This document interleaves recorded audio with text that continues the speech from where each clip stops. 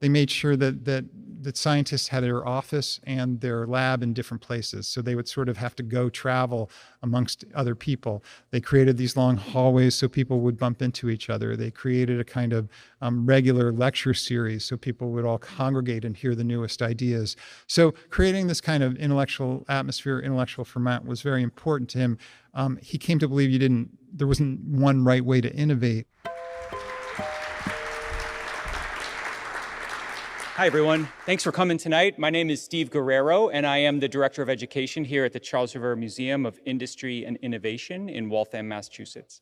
You are sitting at the place where the Industrial Revolution scaled in America. Francis Cabot Lowell, Mill Girls, the Waltham-Lowell system of mass manufacturing, it all started right here. Well, not actually right here, a little bit closer to the river. We are sitting in what was a 1911 power plant run by the Boston Manufacturing Company. Our museum tells the story of 200 years of American industry and innovation and the industrial workers that built our modern economy. Upstairs above me, we have another exhibit to the Waltham Watch Factory. Waltham Watch was the first to do precision machining at factory scale. It's not an accident that robotics firms and high-tech electronics firms are along 128. They are all descendants of companies like Waltham Watch. Jon Gertner, he is a longtime journalist in the science and tech space. He has written for the New York Times Magazine for a long time. And he's here because I found him through his book, The Idea Factory, Bell Labs, and the Great Age of American Innovation. What better place to talk about that than the Museum of Industry and Innovation? That's enough from me, and I would love to have up Jonathan. We'll have questions and answers at the end. Jon.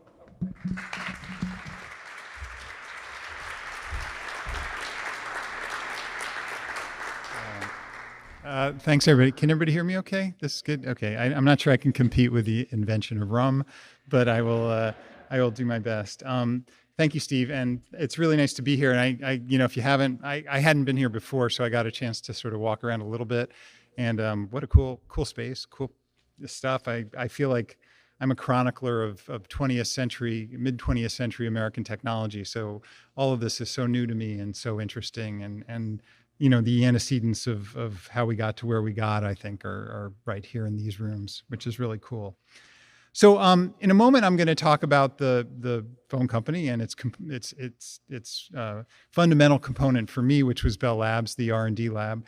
One thing that I think is kind of apropos is that behind this talk, I think, and I've been mentioning this lately when I talk to audiences, is that, a big part of our lives involves the phone company in ways, I think, that go beyond just the engineers who design the switching systems and the PhDs and people who came up with breakthrough technologies that I'll talk about in a second. It's also, this occurred to me when I went to a museum exhibit in New Jersey last year that kind of chronicled how many people worked for the phone system. And it really just struck me, the tens of thousands, really the hundreds of thousands of people who were working as linemen, who were working in Western Electric factories, who were working in, and I get emails from these people all the time still. And, their livelihoods depended on the innovations that in many ways came out of Bell Labs, which I think it's really, how in New Jersey and Massachusetts, how parents and grandparents afforded houses and paid for college and groceries, which I think my larger point being that I talk a lot about technology and innovation, but I think really the larger idea is what technology and innovation can do and what they can do, not just to make our lives gee whiz and futuristic, but what they can really do in terms of economic impacts, which I think, as we can see in some stories I'll tell today, the economic impact of what came out of Bell Labs is huge, immense, almost immeasurable. So, an important point, I think. And I think it also resonates in some ways with some of these discussions that are going on with artificial intelligence today, which is sort of the flip side of what's happening here. We have a company that built innovations that created thousands, if not millions, of jobs. And what will AI do? And it's a really important discussion. So this probably should lead us to a question. There are some younger people here who probably didn't grow up with a landline, maybe. So, what was this company and what made it so influential? I think those of us who remember it No, but let's go back to the beginning. If we go back before the telephone, we'd have to go back to the telegraph. And the telegraph was a sort of great innovation of the 1800s. It allowed for communications over long distances. It allowed us to send messages around the country. Once they worked out the kinks of undersea cables, they could send it all around the world. But the telegraph had limitations. It didn't allow for person-to-person exchanges, or of course voices. It didn't allow for emotion. It didn't allow for a richer exchange of information.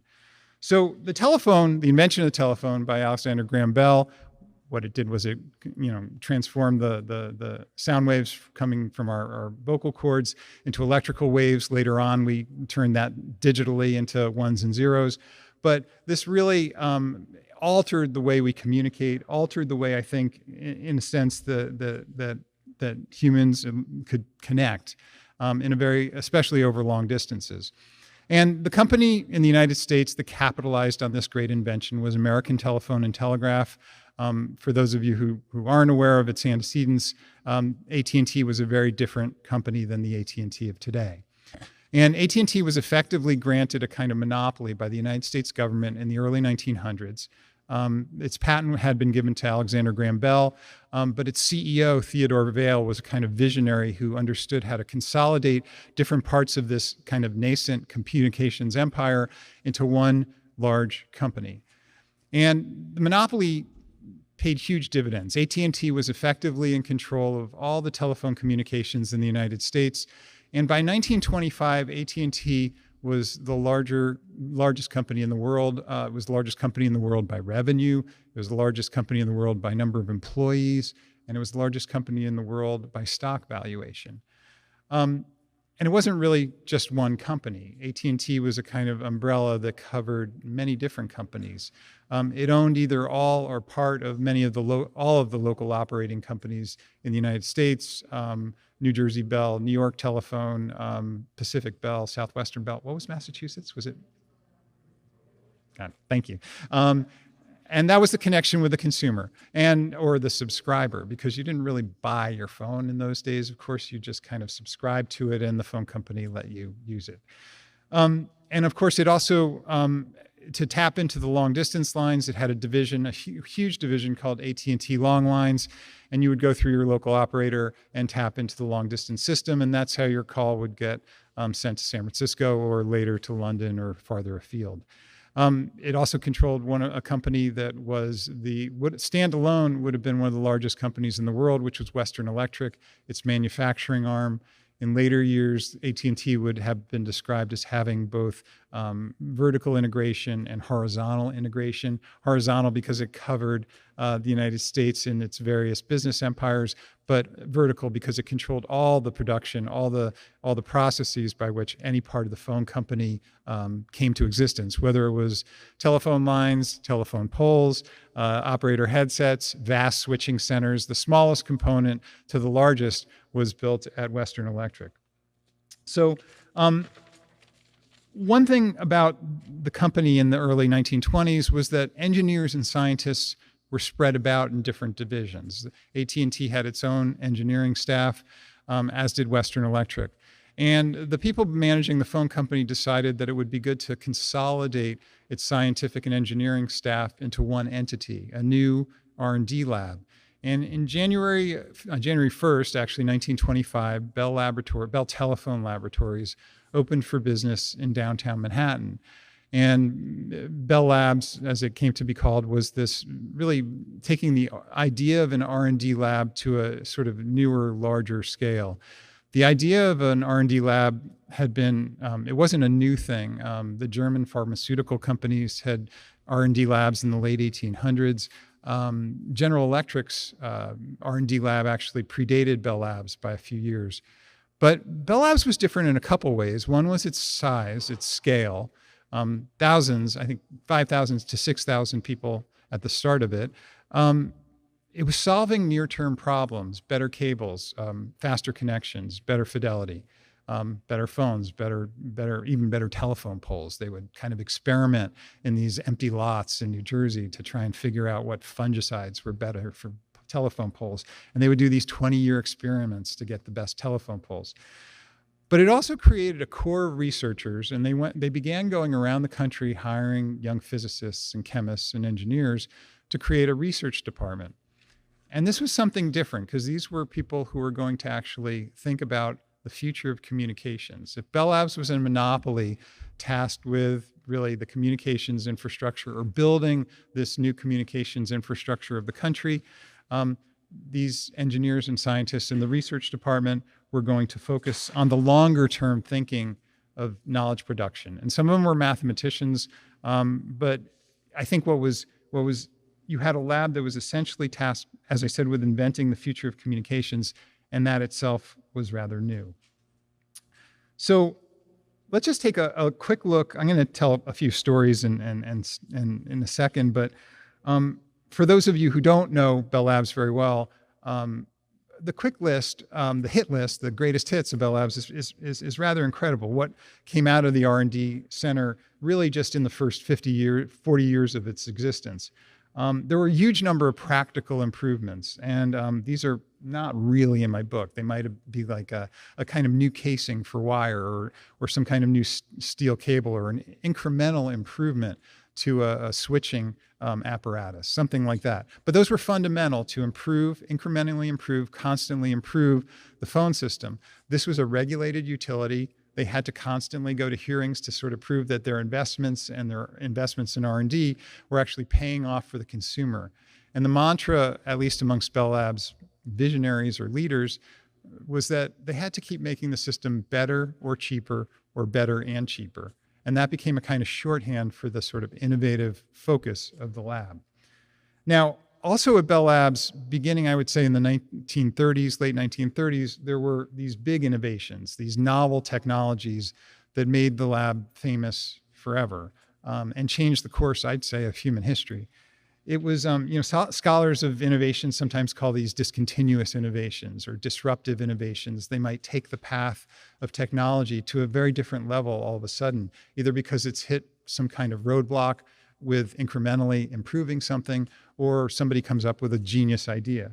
And, at Bell Labs, these included the transistor, the silicon solar cell, communication satellites. The theory of the laser came out of Bell Labs, and some of the earliest lasers came out of Bell Labs. The Unix operating system, C++, computer language, and other things that also won Nobel Prizes, like the charge coupled devices, which was wonderful for high resolution digital imaging. So there were also ideas, people like Claude Shannon, who was a mathematician in the department, who was coming up with a way to sort of use digital information to send messages, or an idea or a blueprint for how digital messages could go from one place to another in the future without errors and that kind of thing. Or radio astronomy actually was discovered, I guess you could say, rather than invented at Bell Labs by a scientist named Carl Jansky.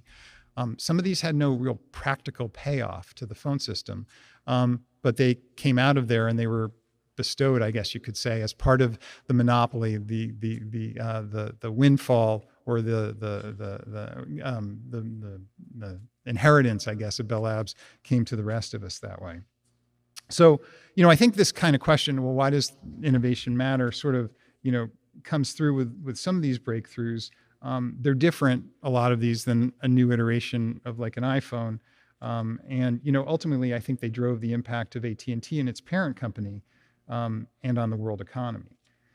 So, why did this happen at Bell Labs? Actually, somebody just before said, I hope you can explain why it was Bell Labs, and I think I can. So let's say you're working at the phone company, and you're working at Bell Laboratories in the R&D lab. You're working in Lower Manhattan.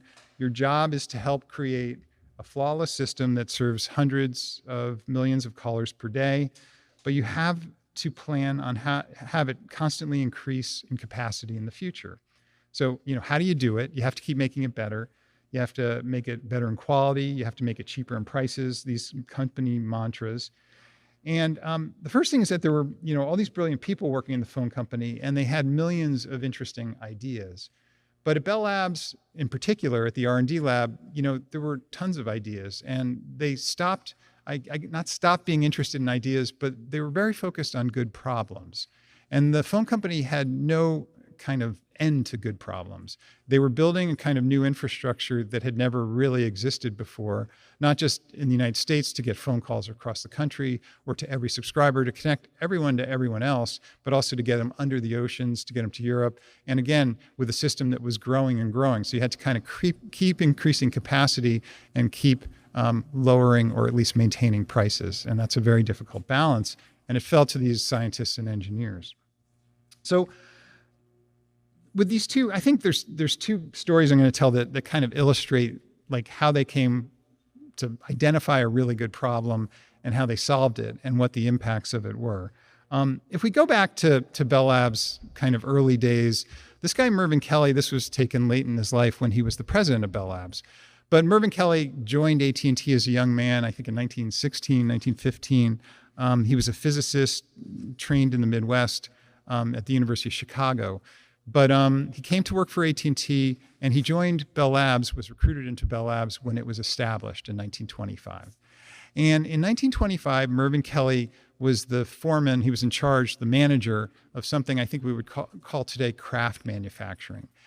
He was overseeing a group of people, a group of skilled technicians, about 75 in all, working, I think, pretty much in a room almost like this, not the high ceilings, but a large room in Lower Manhattan, and they were making this. They were making the 101D. It's about the size of a regular incandescent bulb. And this was known in the phone company as a repeater tube. And it was a vacuum tube. It had a complex inner architecture. It was more complex than an incandescent bulb. But Mervyn Kelly saw these as the great innovation of his era. What they did was they allowed for long distance communications to really flourish and exist. And the reason for the phone company in that era was that phone signals were weak, and over long distances, they would attenuate. So you needed to feed them through a repeater station every 100 or 150 miles.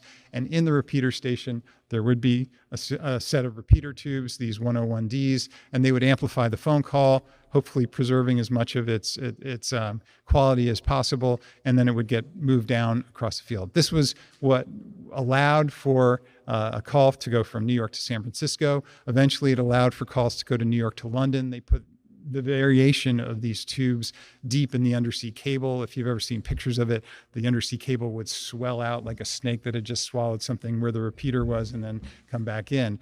And they had to be very long-lived, and because if they were undersea, you couldn't actually service them. But even on land, the idea for Kelly making these things was make them better, make them cheaper, make them last longer.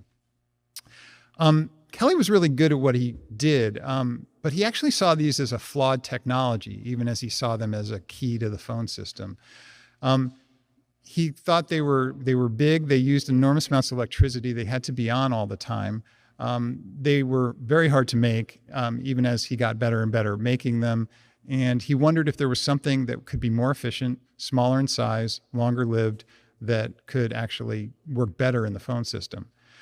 There was nothing in the technology pipeline at the time at Bell Labs.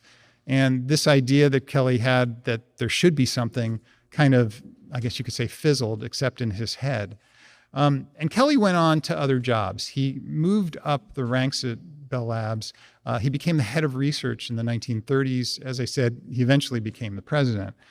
But by the mid-1930s, he had money to hire researchers and scientists, some of the best in the country, during an era when not a lot of people had money. I mean, this was the depths of the Great Depression. Universities weren't really hiring physicists and engineers and chemists. Bell Labs provided Kelly with some money to snap up some of the best people he could. And he would go around the country interviewing different people and try and get them to come over to Bell Labs and work for the phone company. Now, one of the people that Kelly hired was William Shockley here at MIT, brilliant physicist, and hired him in the mid-1930s. And by 1937, Shockley is working at Bell Labs. And the story begins with, in 1937, Mervyn Kelly goes down the hall at Bell Labs in Manhattan to go visit a friend of his. His best friend at Bell Labs is this guy, Clinton Davison. He's a physicist. He actually won the Nobel Prize in Physics. He's a quiet man. He's not a manager. He's just a kind of, he was the guy you would go to if you had a question nobody else could answer. And for whatever reason, Davison is not in his office that day, but Shockley, who's sharing an office provisionally with Davison, is there. And he knew Kelly because Kelly had hired him. And Shockley will remember this day for the rest of his life because Dr. Kelly gives him a talk about getting two essential components out of the phone system. He talks about tubes and wonders if there's some kind of way Shockley or his staff and research can work on some kind of amplifier that would be more efficient, that would be better for the phone system. And the other thing he talks about is getting all the switches out of the system. If amplifiers were crucial to long-distance systems, these vast switching centers in really every town and city in the country were the essential component of connecting everyone with everyone else. In fact, Bell Labs sometimes thought of its work in terms of transmission and in terms of switching. And switching kind of depended on these small electromagnetic switches that clicked open and clicked closed. And Kelly saw them as slow, expensive, breakable. There were millions and millions of them in the phone system. And looking ahead, he actually wondered if, based on the growth of the phone system and communications, if the switching centers could even connect everyone to everyone else into a future that he saw. He didn't have an answer of how to do this, but Shockley and in the air at Bell Labs, it was thought that you could maybe make some progress on these ideas by looking at a new kind of material they were working at Bell Labs called semiconductors. And we know silicon, we know germanium, some of us. Shockley started working on copper oxide, and for those here who know, engineering, he was working on like these breadboards, trying to feed signals through copper oxide devices to see if he could get an amplification effect. And Shockley, one of Shockley's problems, Shockley had a lot of problems. For those who know his biography, one of Shockley's problems is he was a brilliant theoretician, but he was a terrible experimentalist. So he brought other experimentalists in to help him, and they tried and didn't really get anywhere. And the reason he stopped was not that he quit and thought it was impossible. The reason he stopped was because the World War II came along. And for World War II, it brought a lot of people at Bell Labs into the war work, almost everybody, in fact, especially some of the best engineers. Shockley actually went down to Washington and began to work on operations, on how you drop bombs on submarines to get the optimum effect on the enemy. Other people went to work on tank-to-tank communications or on battlefield communications. But one of the most crucial things that Bell Labs did was it helped with the radar work, which was also done here at MIT at the Rad Lab, and the other half was done by Bell Labs in Manhattan. And the early radar work depended on semiconductors also, these semiconducting crystals that they were using, silicon crystals and germanium crystals. And Kelly played an important part as managing this kind of war work for Bell Labs. By the mid-1940s, as the war is winding down, Kelly can foresee the end of the war, believes that there's this incredible future for electronics and that Bell Labs can play a part, perhaps the most crucial part in this. And he starts making plans and writing memos for what Bell Labs should do in its post-war work. And two things he decides is that, one, they should really look deeper into the nature of semiconducting materials. He saw what they could use them for in radar. He thought they would have some very good use in the phone company. The second thing is that he saw how teams worked during the war. It sounds kind of silly, but he understood, based on the war work, especially the radar work, that you don't want like-minded people sitting in a room trying to solve a very difficult problem. You wanted to get engineers and physicists and chemists and circuitry experts and material scientists. Again, it sounds obvious in today, but he came to believe very soon after the war that actually new knowledge comes out of the complementary nature of teams, but sometimes also the friction between them and how they look at problems differently. So immediately after the war in 1945, Kelly asks Shockley to set up a team to work on the nature of semiconductors. And this also is a big moment for Bell Labs. It moves out of Manhattan. It moves to the New Jersey suburbs, to a kind of campus near where I grew up, actually. And I used to wonder when I was doing the research for the book why they moved to New Jersey. And, there's lots of memos saying that New York had these vibrations from the subway and it was hard to do acoustical research. but really the executives all live nearby. So I think they bought this plot of land and they had a really good commute to Velas. But it was a beautiful place, and this idea of a campus for R&D was really, in its heyday back then. The semiconductor group became known as the solid state group. Shockley was one of the heads of it. There were about a dozen people in all, and they started working on trying to understand silicon and germanium better.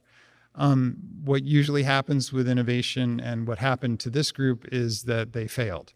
So really all through 1945, you can read memos and journal entries. They all had their lab notebooks, and they were getting nowhere with experiment after experiment. And 1946 was pretty much the same thing. In fact, one of the people on the team said just felt like we were just groping in the dark.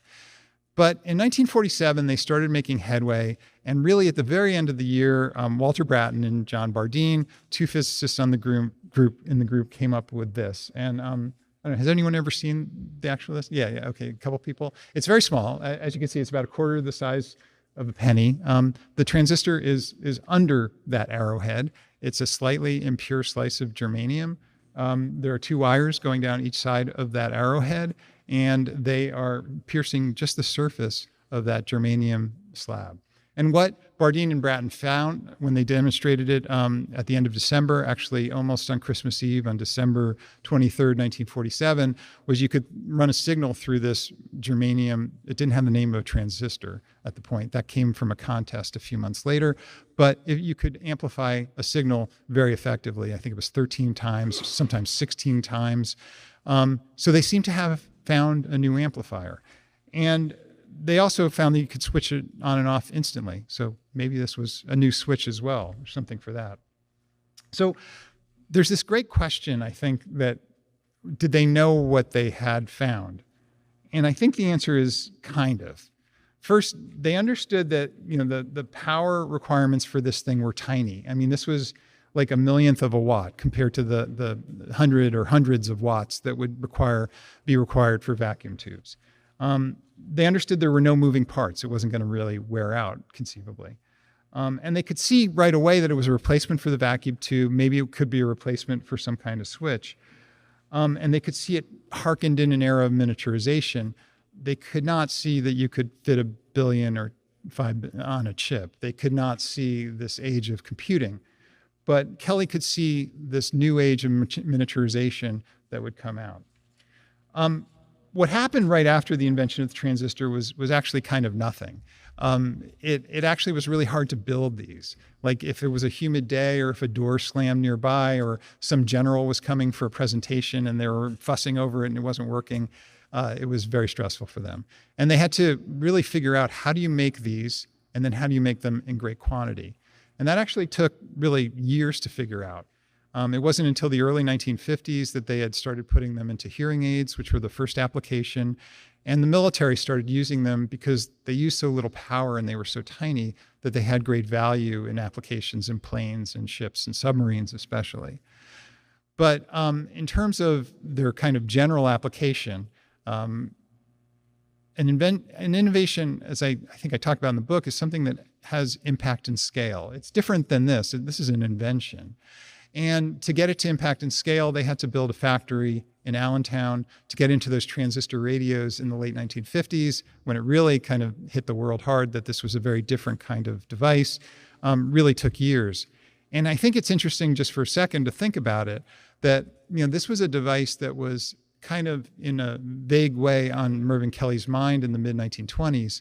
And then 22 years later was invented, but probably wasn't until 22 years after this that we started to see its real impact on the world. So we get to see that kind of long time frame. I think we're used to like, oh, let's just roll out a new iteration of software. But sometimes with these kinds of innovations, hardware especially, it really, we see how long it can take from ideation to actually scaling up.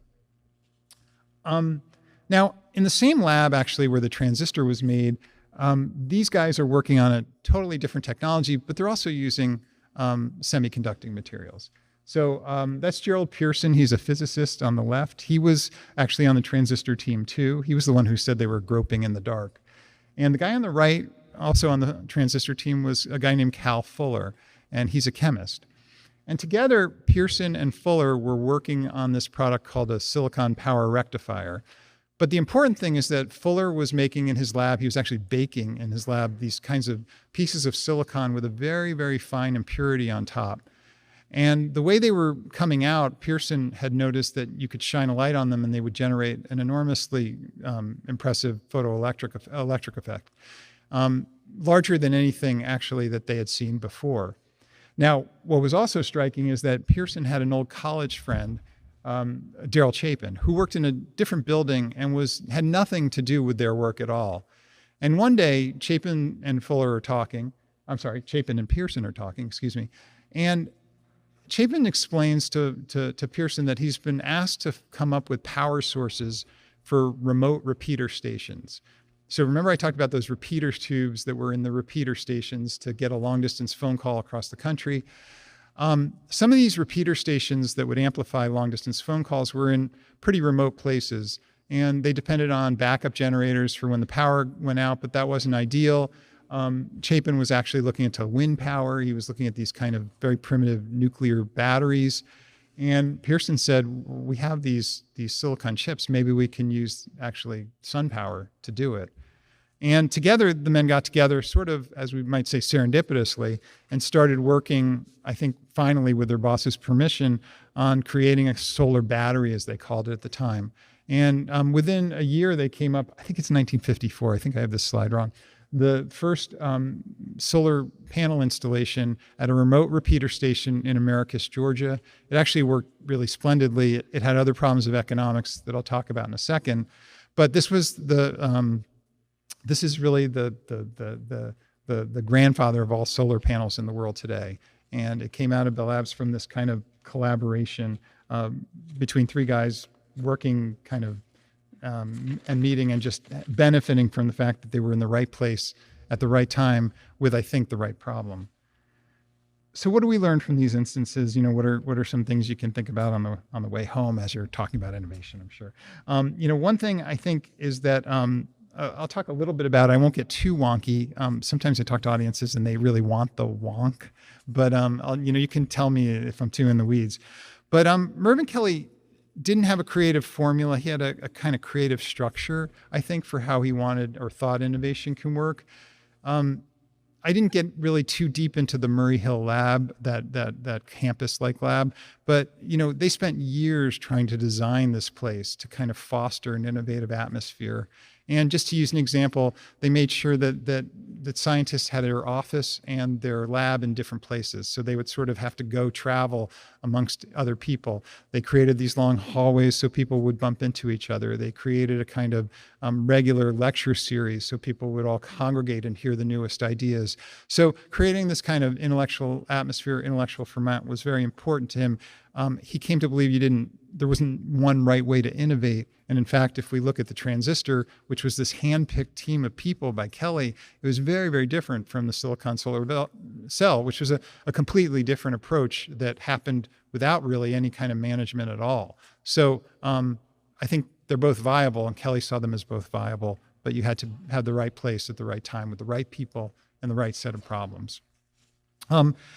Bell Labs gave people, especially in its research department, great autonomy and patience. Sometimes you could work for a couple of years on a problem. Sometimes it became a joke at Bell Labs. You were working too long and not showing any kind of product from it.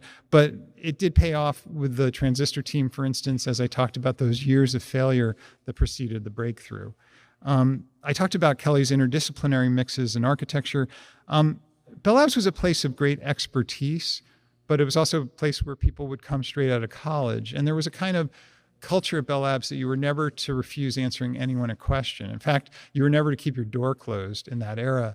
The only person who kept his door closed was Claude Shannon, who was a mathematician, and he was sort of special and private, and people let him do it. But otherwise, anybody from the lowest person on could approach a Nobel Prize winner and say, I have this question. And they were, by culture, you were obligated to answer it. In my book, I talk a little bit about different archetypes of Bell Labs, types of people. I mean, there were great managers like Kelly, and there were geniuses like Claude Shannon or William Shockley. There are also people who are, I think, like instigators, people like Jon Pierce, for instance, who came up with communication satellites, who are great at like walking into a room and saying, why don't you do something on cellular phones, and then walking out. Um, and in and in the 1950s, the patent department wanted to figure out, why do some people at Bell Labs have more patents than others? And they tried to create this sort of interview process. And what they learned actually was the people with the most patents either had breakfast or lunch with this guy, Harry Nyquist. And Nyquist was an older engineer. He'd had a great career earlier on, but he would just sit with people and try and help them separate good ideas from bad ideas.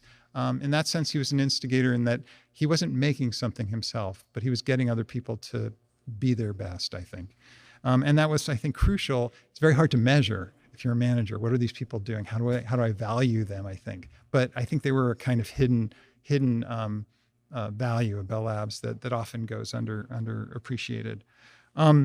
There were manufacturing links. By being connected to the largest company in the world, you're also connected to one of the largest manufacturing companies in the world. I think when you're making something, you're always trying to make it better. You're learning about how to make it better. You're learning how to make it better and cheaper.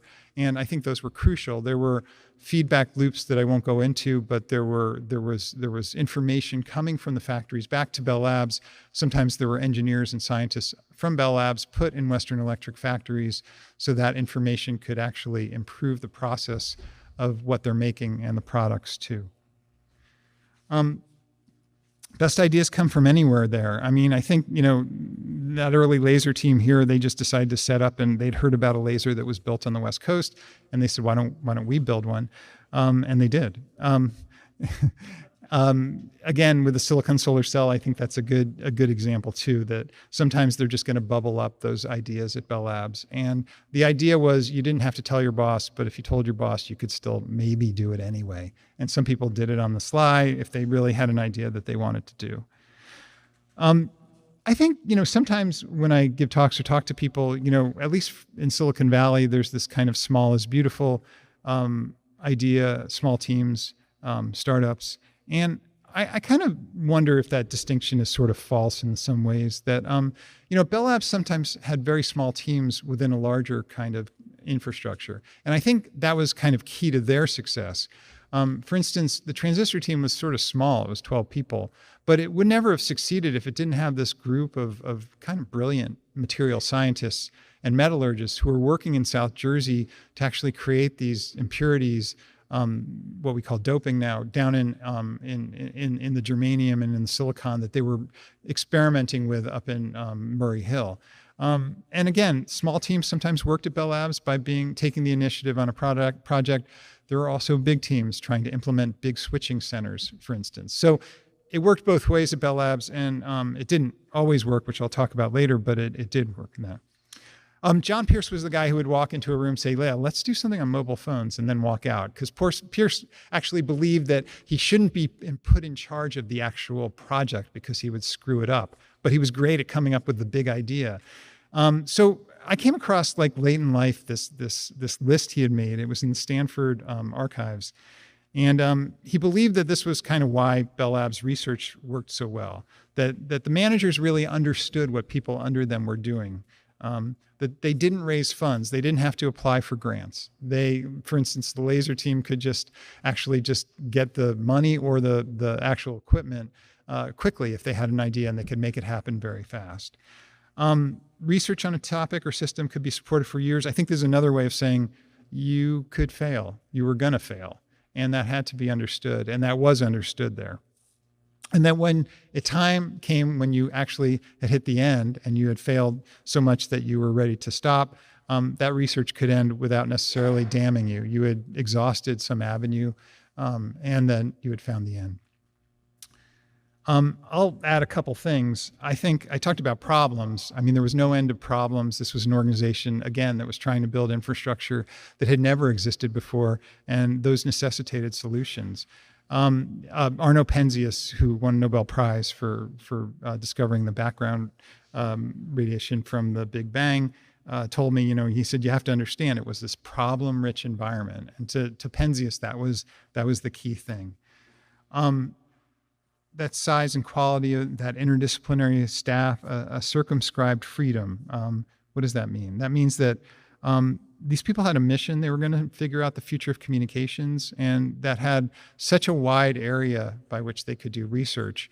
But they understood, too, that if they found something useful for the phone system, it would actually have some very practical use, whether it was transistor or laser or any kind of actually more mathematical theory, too, for instance, for queuing, for how to manage traffic on the system. All of that was practical. I might just add that money was really important. They were connected to the largest company in the world. They had enormous budgets, and they had steady budgets, and they could think long term on problems that would sometimes take decades, and that was essential too. The way they could invest in R&D in a way they could actually focus on the long-term solution is something that's actually quite rare. I don't think any corporations, maybe Google for a while, had that kind of length of vision. But quarterly profits and that kind of accounting doesn't allow for it in the same way. Just some final lessons. So what can we learn? Bell Labs made mistakes. They thought the picture phone debuted at the New York World's Fair was the future of communications. They were both right and wrong. Being early for an innovator can be tantamount to being wrong. And the system at the time did not really allow for adequate fidelity and proper transmission, but the price of these things was really high. And for me to talk to someone by picture phone, they had to have a picture phone too. So it was very different from laptops and internets. It was the wrong technology at the wrong time, and it became this sort of big $500 million belly flop, which I haven't put that into today's dollars, but the future does come out differently, I think. Also, that we're not good at predicting the future impact or economics of even these earth-shaking, innovations. I talked a little bit about the transistor and the solar cell. When the transistor was unveiled, it really made a very small splash. This was the New York Times. It was buried in the back on page 46 in the News of Radio, and they said, that there was a news conference to unveil the transistor, but basically they said, oh, it's a substitution or it's maybe a replacement for a vacuum tube. But the impact wasn't really seen. And it really wasn't seen by that many people outside of Bell Labs. I came across in the archives some letters to Bell Labs from one professor in particular from MIT saying, can you give me a couple transistor samples? I think they have some application in this computer I'm building. And this would have been 1948. But that was very, very rare. And really, it was not seen until much later what kind of impact it would have.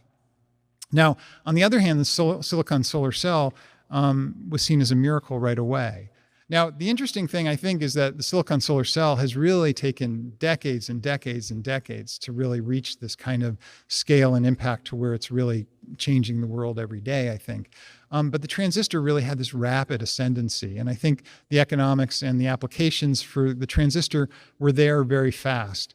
And, we could fit billions on a chip, and all of a sudden the cost of a transistor went down to like a fraction of a penny.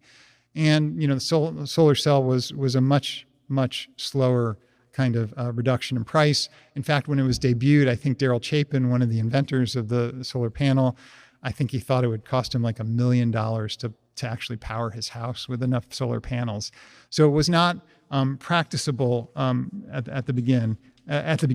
But as we know now, these innovations kind of move on different tracks. And I mean, some people talk about how innovation in energy is different from innovation in hardware. It's a very interesting conversation, but I think we see it here in particular. So sometimes they got it wrong, but often they got it right. It has changed the world. And I guess the final takeaway is it's hard to see the future, but these people actually saw it better than almost anyone. Thank you very much.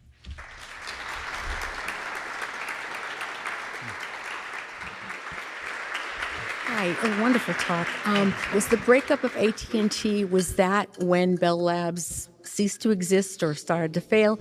And also, was there any time when Bell Labs was still really strong that it had been able to incorporate women and minorities? Yeah, those are great questions. So the first question is, yes, Bell Labs was actually very more progressive, I would say, with women than minorities. But they did, a super famous Bell Labs scientist and engineer, Jim Bell, came up with the electret microphone, which is one of the great innovations at Bell Labs, who is African American and actually some people said would sometimes get pulled over by local policemen when he was driving, which tells you about that era. But Bell Labs was pretty progressive, especially under William Baker, who took over Bell Labs in the 70s. But even in the 50s, women first entered Bell Labs in the mathematics department. And they were, physicists are very masculine. The physicists were not actually open to having women in there, but women began working at Bell Labs first in mathematics, then in chemistry, and eventually in physics. As for Bell Labs' demise, if we might call it that, I mean, the company, AT&T, was split apart in 1983, following a judge's orders to actually break up the monopoly. Parts of Bell Labs went with different parts of the company. So essentially Bell Labs stayed, and it stayed as an R&D lab, but it kept getting smaller and smaller. And its actually remit got smaller as it kind of worked with different focus on telecom, for instance, and telecommunications vendors and wireless. But that kind of grand sweep is sort of anything, planning the future of communications. I would say by the mid to late 1980s, even though they were doing really good work and they still had researchers whose work, I think, won the Nobel Prize as late as work from the 80s and 90s, but it kept getting smaller and smaller, and their vision, their accomplishments, I guess you might say, got smaller too. Yeah, sure.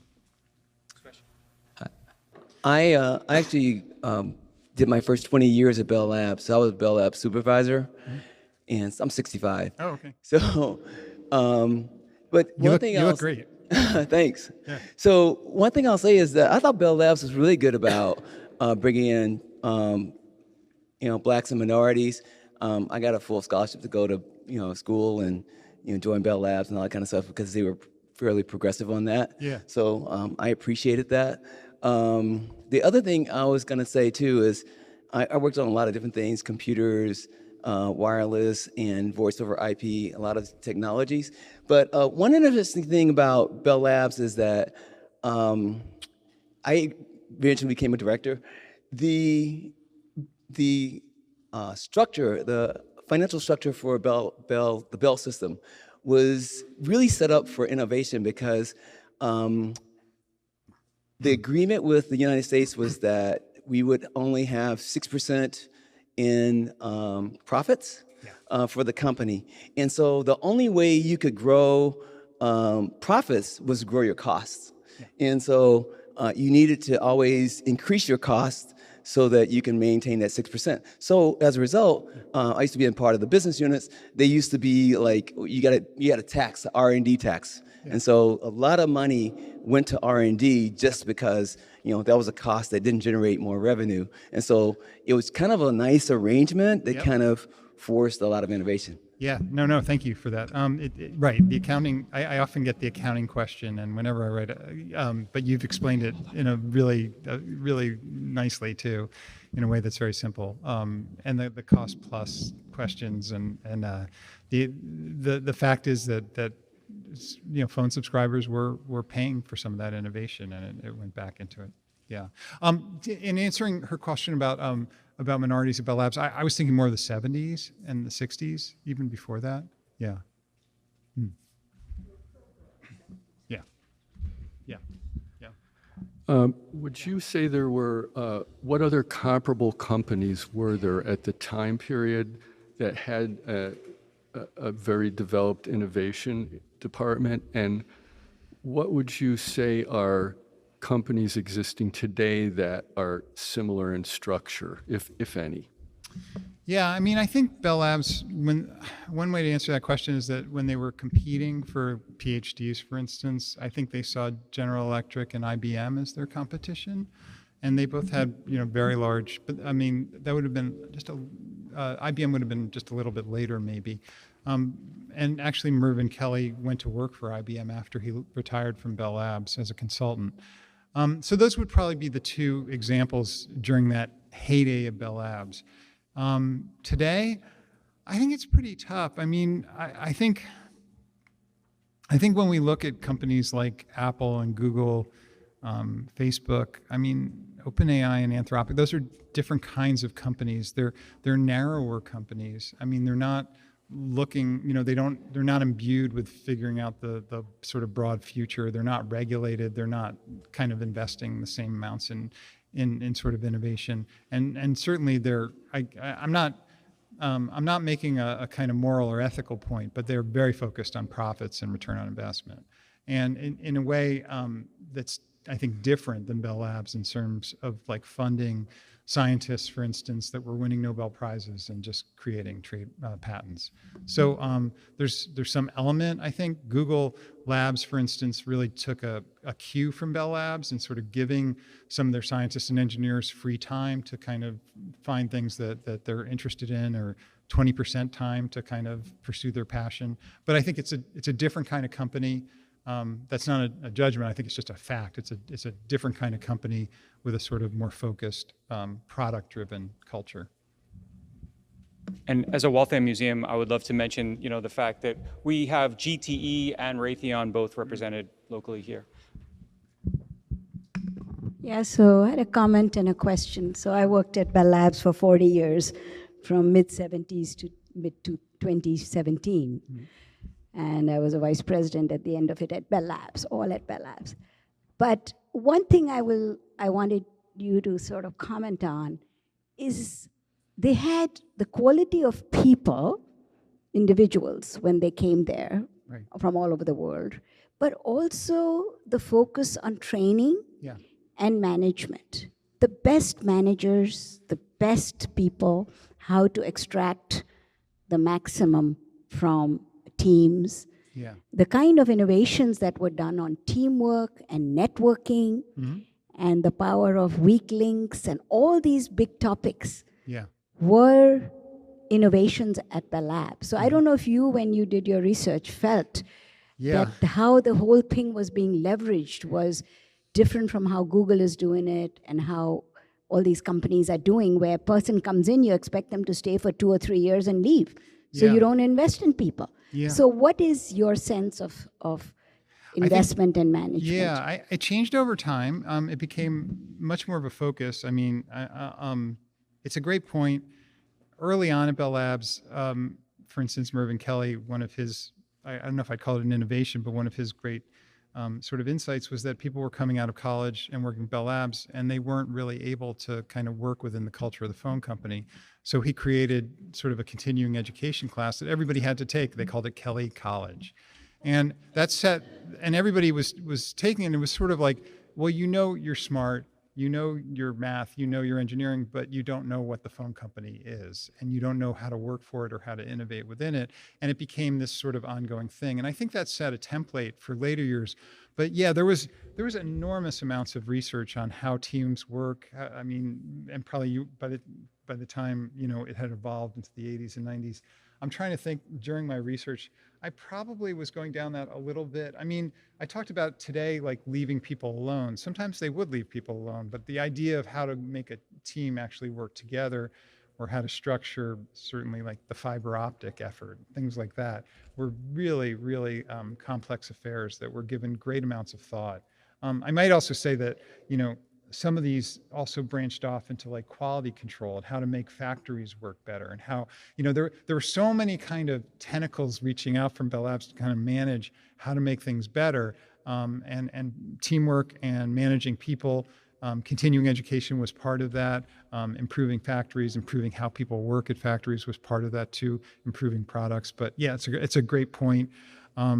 There's a lot there. I'd have to think deeply, because this goes back about a decade, my research on that, of like where I found it. But it's really a crucial point. Yeah, sure. Whoever has a mic, I don't. Oh, he has a mic. Okay. First, thanks. It's one of my favorite books of the past 20 years. Oh, wow. not only studying R&D, which I'm in, but learned some family stories from Oh. someone you covered in the book, Oh. John Pierce. Oh. So, are you still collecting stories? Is one question, because you wrote the book a little while Yeah, ago. yeah, and- sure. Yeah, I am actually. Somebody, yeah. Are you going to tell a story or are you going to send me a story? Well, I can now tell it a little better. So my grandfather took his brother-in-law, John, to a vacuum show. And the way my mother told it was wrong, and you corrected it for me. But it was a show with vacuum tubes, and my grandfather didn't understand this. So he goes there, he realizes this was entirely different from what he was expecting. So he's trying to explain to John, is like, oh, well, this is how it works and everything, not understanding at all John's connections to this and satellites and the transistor and so on. So, and there are more stories, but my cousin JJ, his son, will be really happy to hear about this event. I'll be sending him pictures. That's great. So, Thank you. Yeah. So, interestingly enough, as I went through the book, the most comparative company I thought of from reading about history was Xerox PARC. Yeah. And basically, Xerox PARC was the AT&T Bell Labs of the West Coast, effectively. And I think a lot of the management innovation inside that company was based upon what they had read about at the structure of AT&T Bell Labs. Yeah, Yes. no, I think that's a fair point. Yeah. Right. Yeah. Yeah, and that really interesting history. It was, and of course, it was separate from the corporate entity that didn't really understand it Right. very well, and culturally distinct, and that created problems too. Right. Thank you. That will be the conclusion of our formal part. Thank you very much. Thank you.